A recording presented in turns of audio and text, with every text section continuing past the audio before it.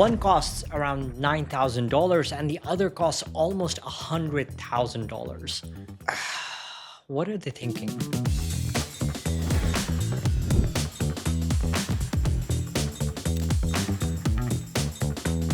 Jaeger-LeCoultre as a watch brand challenges me like no other brand does. Mainly because I have to learn so much about them before speaking about them because there's just so much history, there's so much to explore. But before we dive into these two watches, do me a favor and hit that subscribe button. It really helps. Thanks.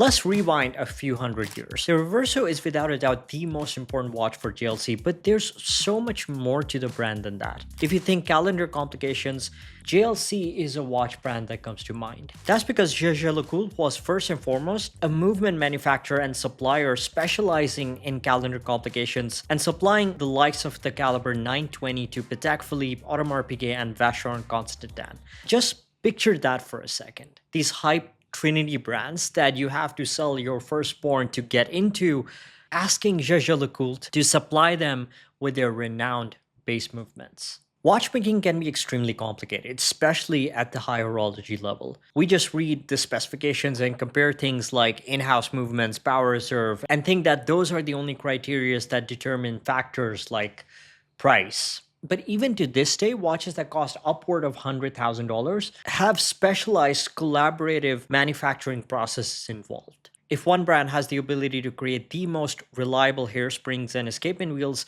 you as a watch brand would have to pay a premium to have access to those parts because you know that they are the most reliable in terms of performance. Even brands that create in-house movements sometimes collaborate with third-party manufacturers solely for specialized complications like column wheel chronographs or perpetual calendars.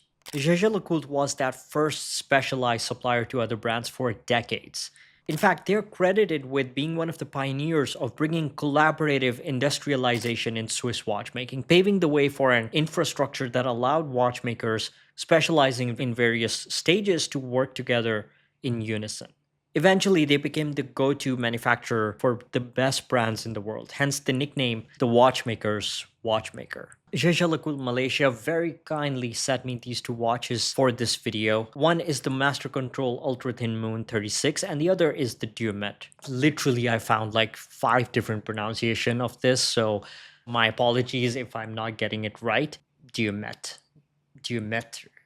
I don't know, I'm just gonna say Duometre. While the Master Control Ultra Thin only started in '92 as a collection, the legacy of ultra thin watches from JLC can be traced all the way back to 1907, when the Maison broke a world record by producing the world's thinnest pocket watch with the legendary caliber 145. This modern collection from 1992 was among the first that went through the stringent 1,000-hour testing that far exceeds chronometer tests even by today's COSC standards. It's a dress watch, but it's built like a sports watch, something that JLC maintains across all models, including the Reverso.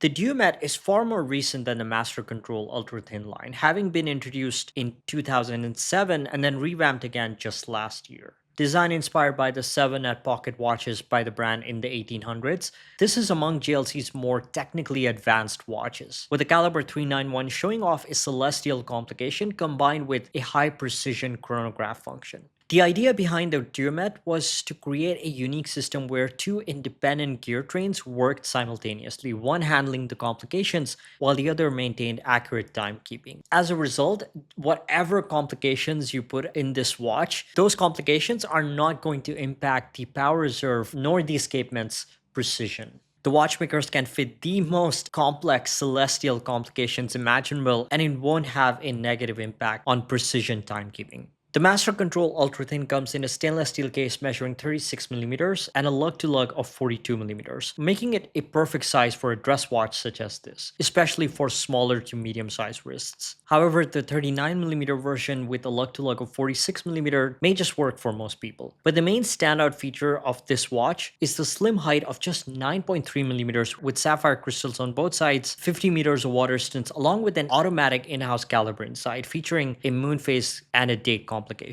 The dial is all about timeless restraint, making itself an ideal blueprint for classic dress watches with a moon phase. Turn the watch around, and that's where the watch truly differentiates itself from more entry-level moon phase watches, featuring the in-house caliber 925 with 70 hours of power serve beating at 4 Hz. While there's not much going on in terms of movement complexity, the finishing is class leading, far exceeding most of the competition's offerings at similar price points.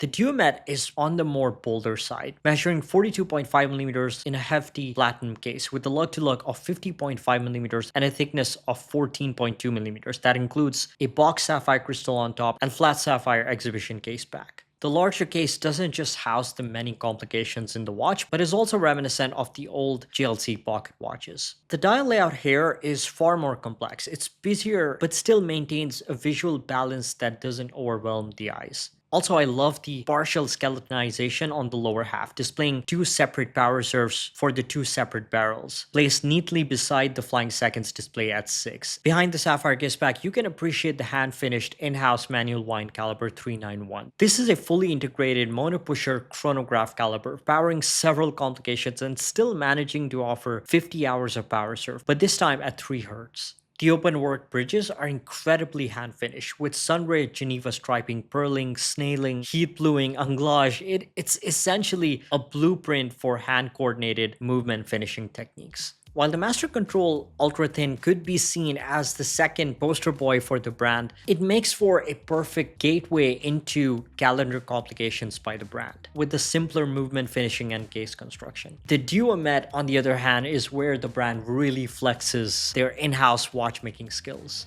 Everything about the watch is done to an extremely high standard even for the brand. The use of a highly complex 34-part case construction made out of solid platinum in this case, and then worked on further to have a mixture of finishing techniques. To think that both of these watches are made in the same watchmaking factory, still in the same location where Antoine LeCoultre started building watches in 1833 is just mind-blowing. Both of these watches have the potential of being grail watches, to be honest. They have that potential to be aspirational timepieces, but just at very different price points. I can easily see the Master Control Ultra Thin as being compared to the Vacheron 56. It carries the brand name, the prestige of high watchmaking skills in an extremely wearable package. The Duometre, on the other hand, is the exit watch. This is the highest standard of watchmaking, especially when looking at calendar complications. What do you think about these two watches, and what do you think about JLC as a watch brand? A massive thanks to Jaeger-LeCoultre Malaysia for lending me these two watches. These guys are truly wonderful, extremely down to earth. And if you're in town, make sure to visit the JLC boutique in Kuala Lumpur. Thanks for watching, and I'll see you in the next one. Take care.